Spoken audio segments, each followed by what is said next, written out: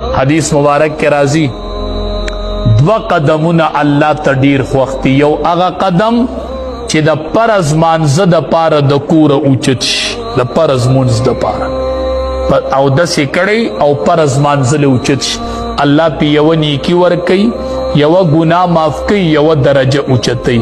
او دویم قدم چې د دې قدم سره برابر دی، ته خبرې تا هغه دویم قدم پیژنې چې د دې قدم سره په اجر کې برابر دی. ته به وایي چې سړی حج لځي، زوام نه.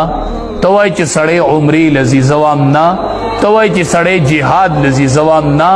نبی علیہ السلام فرمایي دویم قدم چې هغه د دې قدم سره په اجر کې برابر دی، دا هغه قدم دی چې هغه د کوره اوچت شي د رشته دار د ملاقات دپاره.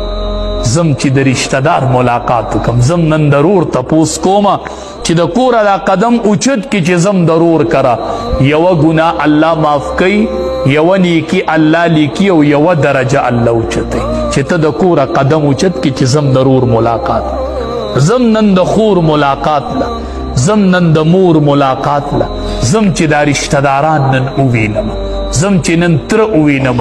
نن مونږ ته معاشره د تره څه رنګ ښکاره کوي، وراره د تره کره نه ځي، وایي دا تربور دی او دا د دشمن دی. معاشره مونږ ته دا رنګ ښکاره کوي که نه، وایي دا تربور دی، دا